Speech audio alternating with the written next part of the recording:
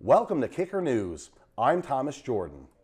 While many people are still avoiding the cold, one group in St. John's is plunging in the water of George's Pond on Signal Hill every Saturday morning. Members of the Newfoundland Winter Crew say cold water plunging has changed their lives for the better. You got to get right up to your neck. Right up to your neck. I feel great and I have lots of energy. My mood is great and it makes for a much better day. That's why I had to do it every day. Anyone is welcome to join them for a dip every weekend all year long. April is a great time for beginners because the ice is melting and the air feels warmer, making for an easier exit from the cold water. I recommend cold water plunges because it's a mental and physical release and it makes me feel amazing, body and mind.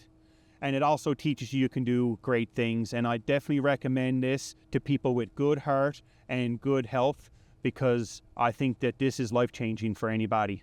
The group cautions against dipping alone, especially at the start. Jones says always consult a doctor before giving it a try.